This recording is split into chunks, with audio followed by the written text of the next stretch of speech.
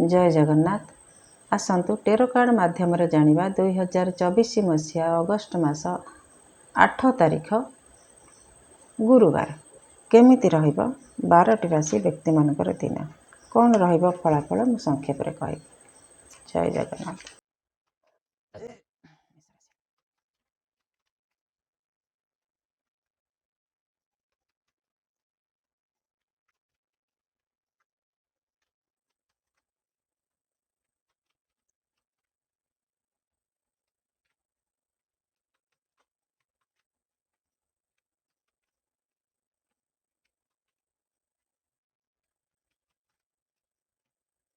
मेष राशि कार्ड कहूँ आपण आज कौन सी डिसीजन नवा पाई चेष्टा करिवे नाही। आपण पाई होची आज गोटे परामर्श अच्छी जे आपण किसी डिसीजन नवा पाई चेष्टा करिवे नाही।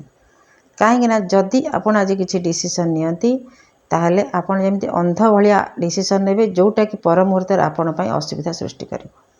तेणु समय को अपेक्षा करंतु नहले आज दिन को अपेक्षा करंतु।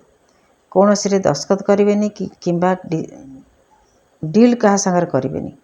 घर परिवार भितर अशांति देखा दे पारे। दाम्पत्य जीवन मध्य भी किसी असुविधा हो पारे। लव रिलेशन तो निश्चित भाव किसी असुविधा देखा दे पारे। त्रुटि भी रहिबो आपनकर। छात्र छात्री माने पाठ पढ़ा को लेकिन टिके उदासीन रहिबे।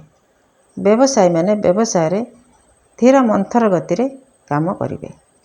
वृष राशि पई कार्ड कहूँ आपण आज कोठी यात्रा करने कथा किंतु आज से आपण अटकी रहिबे। ता छड़ा कौन सी जदि काम आज बड़ काम हाथ देथिबे ताले से काम आपणकर अधारू रहिबो। झुलिला भली परिस्थिति आपणकर हबो ना एपटकू ना सेपटकू एमिति परिस्थिति आपण पई हेई पारे। घर परिवार दाम्पत्य जीवन भल रहिबो। लव रिलेशन मध्यम रहिबो। छात्र छात्री माने कौन सी गुरु भल गुरु पाखक जाई पारंती। टीचर खोजिकी पाई पारंती एमिति हेई पारे। व्यवसायी माने व्यवसाय को लेकिन व्यस्त रहिबे। मिथुन राशि पई कार्ड कहूँ आपण आज निजर किसी अनुभूति अतीतर किसी अनुभूति अतीतर प्रिय लोकों सांगरे आपणकर आज बहुत मन पड़िबो। जी कि आपण पाखरे नाहांती दूर रे अछंती किंबा जी भी बिल्कुल नाहांती दुनिया रे से मानक कथा जहाँ सागर आपण समय काटिछंती से मानक कथा मन पड़िबो। बहुत से दुखी रहिबे। मन टिके दुख हो पारे। ता छड़ा परिवार जदि आपणकर बापा माँ अच्छा कि पिला छुआ अच्छा तांको कथा आपणकर आज गोटे बड़ दायित्व होइकी रहिबो। तांको केमिति सुख शांति देवे सेथिबई आपण सजग रहिबे। घर परिवार दाम्पत्य जीवन बहुत बढ़िया रहिबो। लव रिलेशन बहुत अति उत्तम रहिबो। छात्र छात्री माने पाठ पढ़ा को लेकिन आग्रही रहिबे। जहाँ पढ़िबे तांकर मन रहिबो। व्यवसायी माने व्यवसाय रे खुशी रहिबे। कर्कट राशि पई कार्ड कहूँ आपण आज पैसा को जाबुड़ी धरिबे। बार्गेनिंग करके जिनस किनिबे। पैसा जाबुड़ी धरिबे माने जो पैसा खर्च करिवेनी खर्च करिवे। परिवार पई जिनस पत्र किनिबे जहाँ दरकार आनिकी देबे सब करिवे। किंतु केमिति शॉर्टकट रे हेई जिवो हेई जानते कि एमिति चिंता आपण रहिबो। एमिति शॉर्टकट रे हेई जानता कि बेसी पैसा केमिति खर्च होंतानी। ता छड़ा पैसा को आपण केमिति 2 गुणा 3 गुणा करिवे से विषय रे चिंता करिवे। पैसा अधिक हवा दरकार। घर परिवार दाम्पत्य जीवन भल रहिबो। लव रिलेशन उत्तम रहिबो। छात्र छात्री माने पाठ पढ़ा को लेकिन खुशी रहिबे। व्यवसायी मानकर उत्तम लाभ रहिबो। सिंह राशि पई कार्ड कहूँ आपण आज कौन सी परिस्थिति बाहरी आसिया पई चेष्टा करिवे। जदि मन करंतु कई झगड़ा करुच्ची आपण सेठू दूरे आसबे ना मु ये परिस्थिति रहिबेनी से तार जहाँ करचंती करंतु मोर ये परिस्थिति दरकार नहीं मु टिके शांति रे रहिबी। ता छड़ा किसी व्यक्ति पई कार्ड कहूँ जे आज आपण घर जतिक अलिया अच्छी ताको सफा करने पाई चेष्टा करिवे। घर सफा करिवे पोछा करिवे घर को परिष्कार करिवे अलिया को सब बाहर को पकेबे। घर परिवार दाम्पत्य जीवन भल रहिबो। लव रिलेशन नुआ पार्टनर आसी पारंती।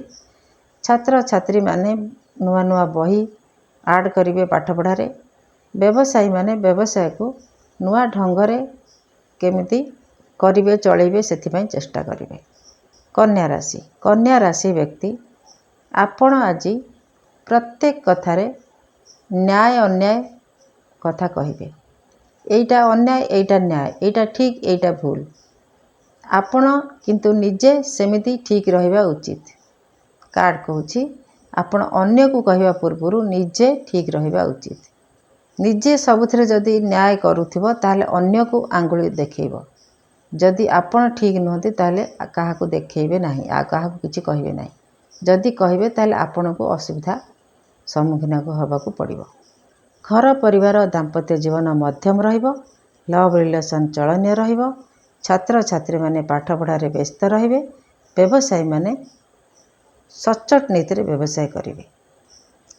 ତୁଳା ରାଶି ପାଇଁ କାର୍ଡ଼ କହୁଛି ଆପଣ ଆଜି କୌଣସି ଘଟଣାରେ ବିରକ୍ତ ହେବେ ଆଉ ସେଠୁ ବାହାରି ଆସିବା ପାଇଁ ଚାହିଁବେ, କିମ୍ବା ସେ ମନେ କରନ୍ତୁ ଆପଣ କିଛି ଗୋଟେ କାମ କରିବାକୁ ଚାହୁଁଥିଲେ, ସେଠି ଆପଣଙ୍କୁ ସୁହିଲାନି, ସେ ଲୋକ ସେ ତାଙ୍କର ବ୍ୟବହାର ଆପଣଙ୍କୁ ଭଲ ଲାଗିଲାନି, ଆପଣ ସେଠୁ ଦୂରେଇ ଆସିଲେ, ନା ମୋର ନହେଲା ନାହିଁ, ମୁଁ ଆଉ ସେଠି ତାଙ୍କୁ କାମ କଥା କହିବିନି, ଏମିତି ଆପଣଙ୍କର ମନ ହେବ।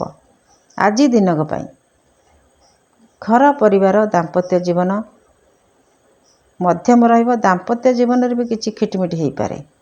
ଲଭ୍ ରିଲେସନରେ ଲଭ୍ ପାର୍ଟନର ଆପଣଙ୍କ ଠାରୁ ଦୂରେଇ ଯାଇପାରେ, କିମ୍ବା ଆପଣ ଦୂରେଇ ଯାଇପାରନ୍ତି, ଏମିତି ହୋଇପାରେ।